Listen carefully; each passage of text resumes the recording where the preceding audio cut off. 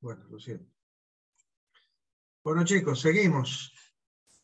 No están ingresando.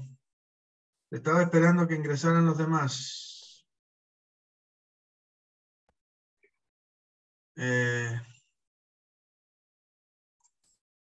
Bien.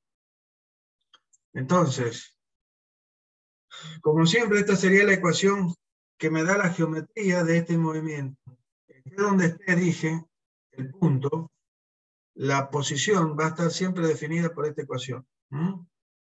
Estemos en esta posición o estemos en aquella posición, la posición va a estar dada por la ecuación de que este vector es la suma de este vector absoluto, que me da la posición absoluta, y me da el movimiento de rototraslación del cuerpo, define el movimiento de rototraslación del cuerpo, ¿sí? Está dado por este vector absoluto que me define, a través del cual voy a definir la traslación pura del cuerpo, más este vector relativo que desde mi sistema auxiliar me va a definir el movimiento relativo, por eso se llama movimiento relativo, de rotación del cuerpo. Entonces esta parte me va a definir la rotación. Entonces, el movimiento total de rototraslación, que está definido por este vector RB, se obtiene como suma de la traslación pura, vista desde mi sistema absoluto, RA, más la parte relativa, que está definida por una rotación del cuerpo respecto de mi sistema auxiliar, puesto en el punto A. Bien, eso está todo dicho acá. Lo que acabo de decir. Bien, una vez que damos la posición del cuerpo, a través de la ecuación de posición, la geometría, mejor dicho, vamos a la parte cinemática. Y en ella, como siempre, vamos a ver velocidad y aceleración. Entonces, ¿qué es lo que es la velocidad? La derivada de la posición en el tiempo. La variación, el cambio de posición de un cuerpo en el plano o en el espacio, que se da como la derivada de la geometría. Entonces vamos a tener la derivada del vector posición absoluto igual a la derivada del vector absoluto que me da el desplazamiento puro de traslación, y más la derivada del vector relativo que me da la rotación del cuerpo respecto de mi sistema auxiliar. Vuelvo a repetir, el sistema auxiliar no rota. El sistema auxiliar solamente se traslada. El que rota es el cuerpo respecto de mi sistema auxiliar. Y eso está expresado por la rotación de este vector de posición respecto de este sistema auxiliar. Bien, eso es lo que estamos viendo. Bien. La derivada, como ya vamos a ver, la derivada de este vector de posición RB, que me da el movimiento de rototraslación, va a ser la velocidad absoluta de B, que es un vector que va a variar tanto en módulo como en dirección. Como lo vemos, acá está con un módulo y con una dirección, y acá lo tenemos con otro módulo y otra dirección. Entonces, es pasible de variación en el tiempo, como también el vector posición RA, que me va a dar la velocidad absoluta de traslación del cuerpo. ¿Y qué me está quedando? Este otro término que me da la variación del vector relativo dentro de mi sistema auxiliar. Ahora, ese vector, a diferencia de cuando esto era traslación pura, este vector, cuando pasó de esta posición a esta posición, cuando teníamos traslación pura del cuerpo, el vector posición se mantenía en la misma posición, porque eso es traslación pura. Entonces no variaba este vector. el módulo de este vector. Y entonces la derivada era 0. Pero ¿qué pasa ahora? ¿Qué pasó ahora? Cuando pasamos de esa posición a esta posición, que ha variado la posición lineal, pero el cuerpo ha rotado. Por lo tanto, la posición de este vector ha cambiado respecto de mi sistema auxiliar. Y por lo tanto, las proyecciones de este vector sobre el eje X1 y sobre el eje Y1 auxiliar van a cambiar, porque yo tengo acá, en esta posición, esta proyección sobre el eje X y esta proyección sobre el eje Y, y en esta tengo esta proyección y esa proyección. Entonces lo que vamos a expresar es a este vector en función de las proyecciones sobre los ejes, es esto que está acá. Entonces, RBDA, vamos a usar esta nomenclatura acá porque es simple. En otros casos vamos a tratar de simplificar un poco la nomenclatura para hacerlo más sencillo, ya van a ver. Pero en este caso que es sencillo, lo hacemos así. Bueno, un poquito más sencillo, nada más. Entonces, el vector de posición RBDA tiene componentes sobre el eje X, cuyo versor es Y1, el versor del eje X1 será Y1, que le da carácter vectorial a esta componente, más la proyección de ese vector, RBDA, pero sobre el eje de la Y. Esto es módulo, acuérdense, por el versor correspondiente del eje Y1, que será J1. Entonces, sería la proyección. Acá estaría Y1 como versor de este eje y acá estaría J1 como versor de este eje. Entonces, la proyección módulo por el versor me da la componente vectorial de esa proyección. Que son estos términos que acabamos de colocar acá. Esto sería expresar al vector de posición a través de las proyecciones de este vector sobre los dos ejes. Bien, si derivamos esto va a ser la derivada de un producto, como siempre. Entonces va a ser la derivada de este vector, va a ser la derivada del módulo por el versor sin derivar, más el módulo por la derivada del versor. Y lo mismo para este otro término, la derivada del módulo sobre el eje Y por el versor más el módulo de la proyección sobre el eje Y por la derivada del versor. Pero ¿qué pasa? ¿Qué pasó con la derivada de I1 y la derivada de J1? Y que no van a variar, porque yo estoy diciendo, ¿qué estoy diciendo? Este sistema auxiliar, cuando este cuerpo cambia su posición lineal y angular, ¿sí?, en el plano, este sistema auxiliar ha mantenido su posición, tanto en la primera posición como en la segunda. Por lo tanto, los versores I1 y J1 no han cambiado ni en módulo ni en dirección cuando ha sucedido este desplazamiento del cuerpo. Por lo tanto, los versores, las derivadas de los versores I1 y J1 van en 0. Entonces, ¿qué términos nos va a quedar en esta derivada? Y solamente las derivadas definidas por los módulos o sea, las proyecciones de el vector posición sobre el eje del X y sobre el eje Y. Y sobre el eje Y. Multiplicado por los versores correspondientes que le dan el carácter vectorial. Porque esto es un vector. Bien. Finalmente, a esta derivada de RB de AX en respecto del tiempo le vamos a llamar la componente de velocidad relativo B sub AX, la velocidad relativa de B, mirado desde A en la dirección del eje X, según I1, y la componente de la velocidad, o sea, la proyección de la velocidad relativa de B respecto de A en la dirección del eje Y. la suma de estas dos componentes me da el vector velocidad relativo de V respecto de A.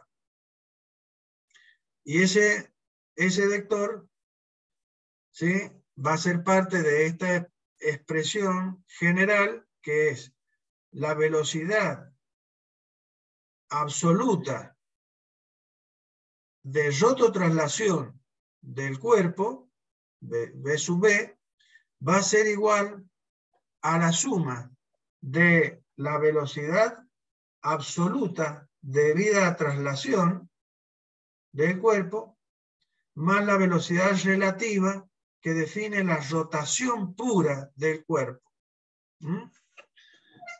Entonces, esta componente es absoluta porque la estoy viendo desde mi sistema absoluto, y esta componente es relativa porque la veo desde mi sistema auxiliar. Un observador puesto en el origen del sistema auxiliar. Esta componente y esta componente están vistas por un observador puesto en el origen del sistema absoluto, o sea, el origen O. Esta me define la rototraslación del cuerpo, la rototraslación del cuerpo.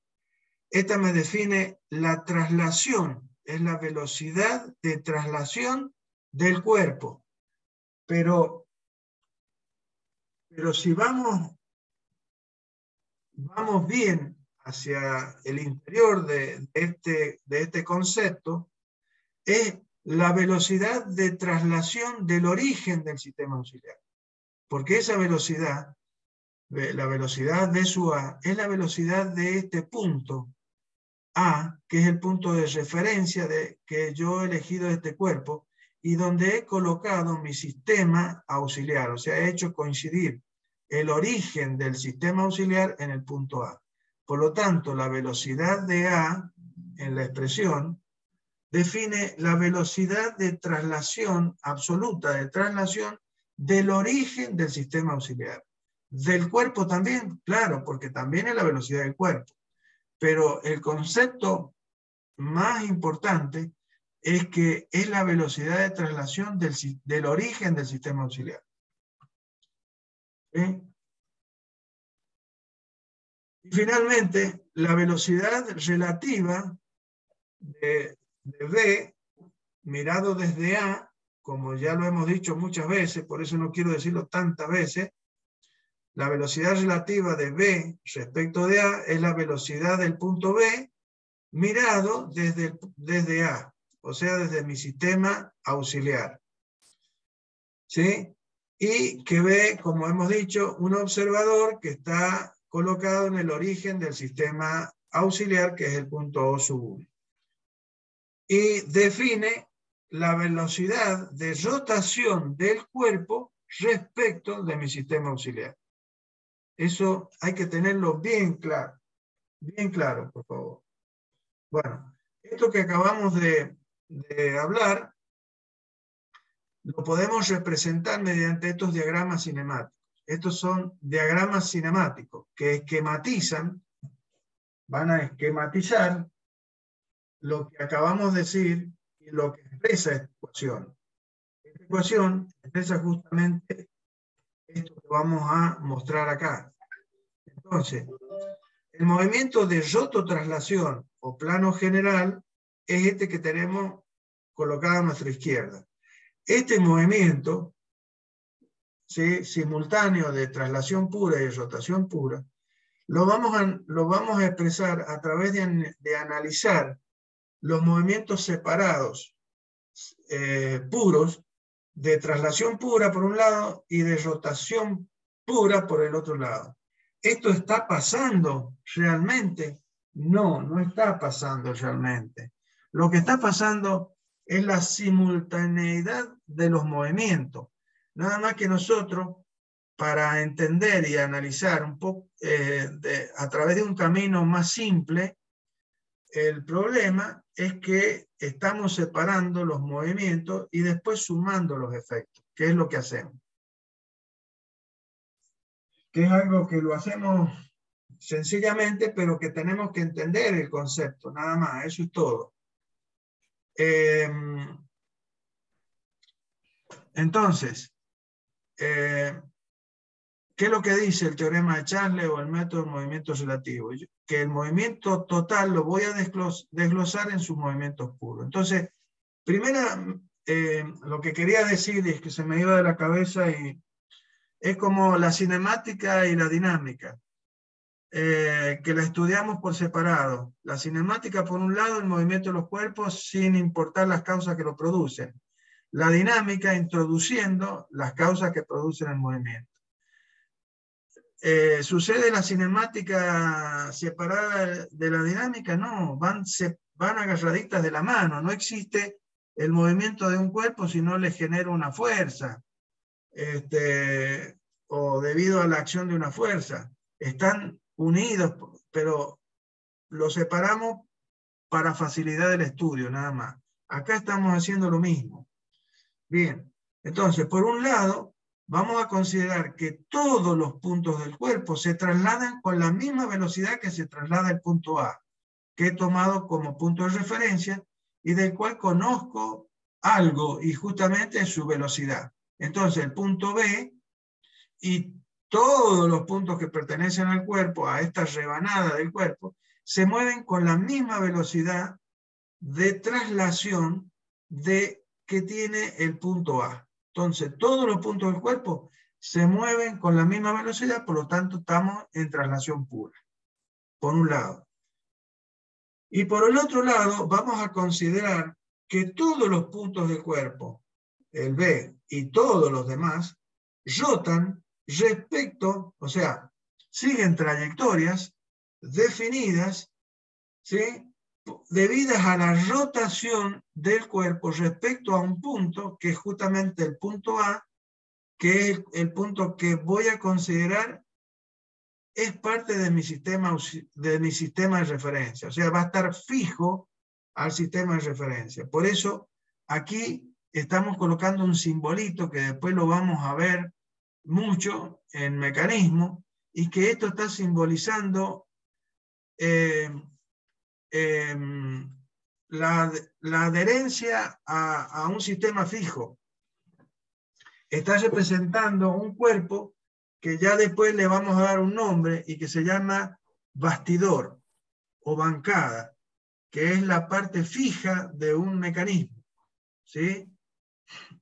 Entonces, no existe un mecanismo si no existe una parte fija, si no existe un cuerpo que está adherido a mi sistema de referencia. Por lo tanto, es un cuerpo que no va a tener movimiento. Su velocidad respecto del sistema va a ser cero.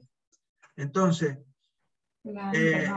ese punto va a ser un punto que, como vamos a ver, tiene un nombre. Disculpen, chicos. Disculpen, chicos. Cierren. Chicos, cierren el micrófono, porque si no, estamos hablando dos a la vez. Por favor. Gracias. Si tienen una pregunta, no hay problema. Las preguntas que ustedes quieran, por favor. Entonces, este punto A es un punto que ya vamos a ver, lo voy a definir ya nomás, y este punto se llama centro instantáneo de velocidad, en este caso de velocidad cero. ¿Por qué? Y porque este punto no tiene velocidad respecto a mi sistema de referencia.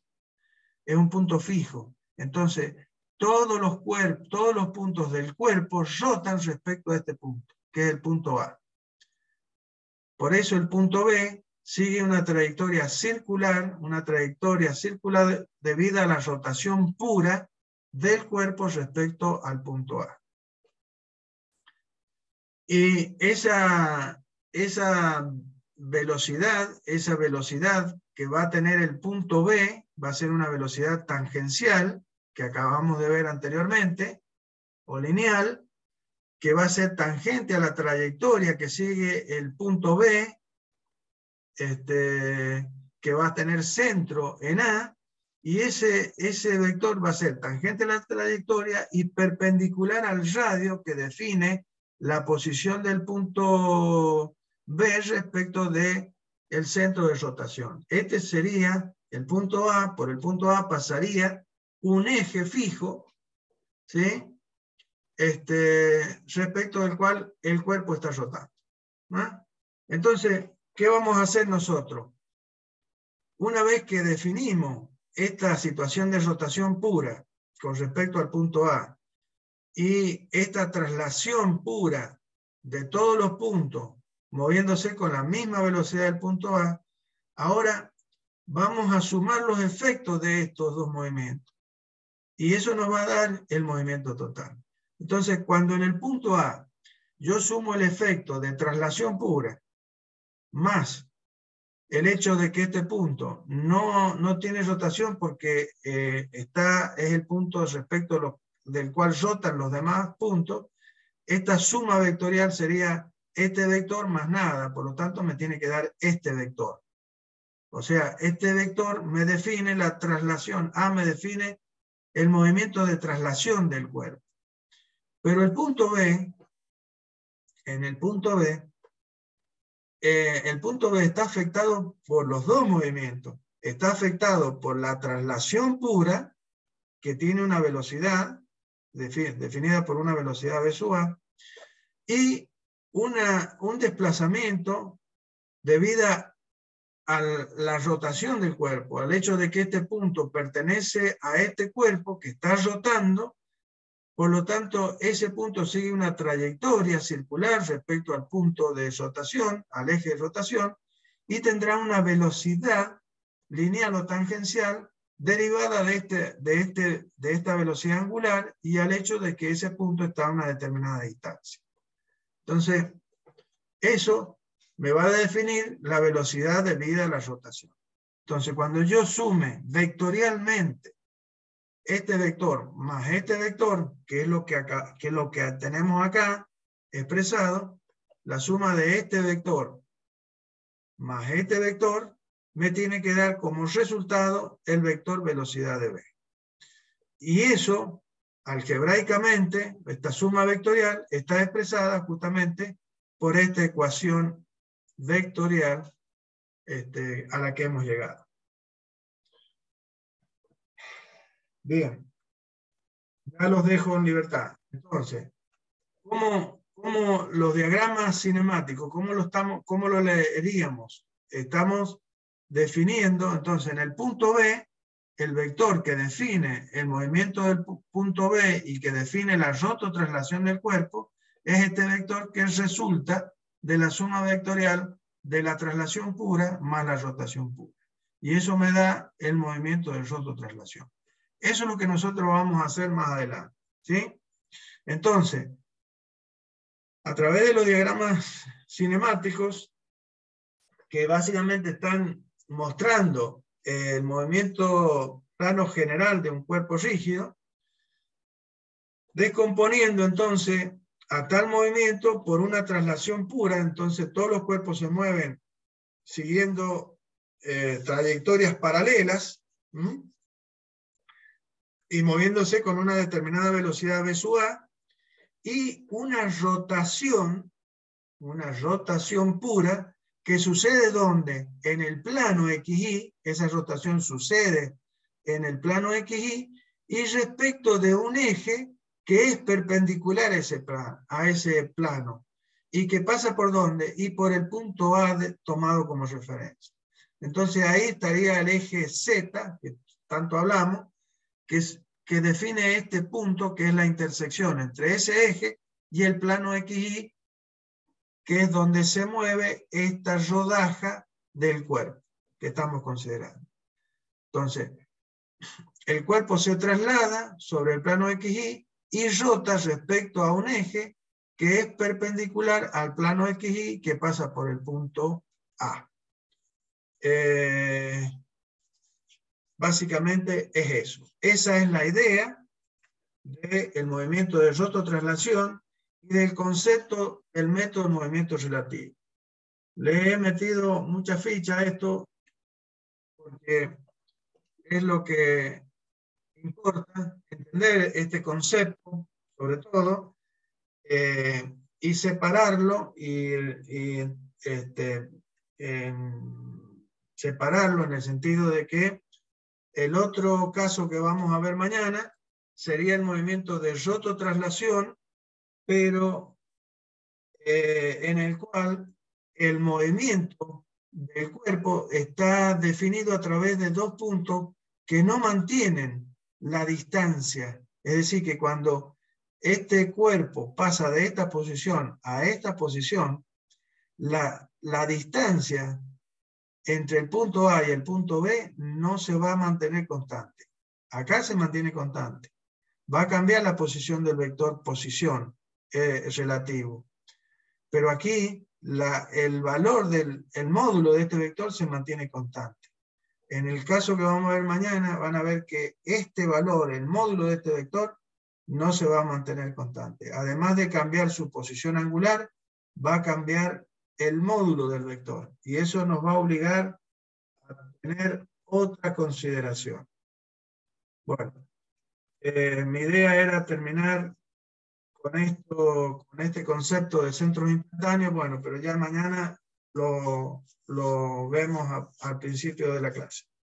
Y terminamos, yo creo que mañana voy a terminar con la parte de mecánica racional y mecanismo. Después vamos a ver unos problemas relacionados con este tema, y a continuación vamos a comenzar con la parte de mecanismos. ¿Ah?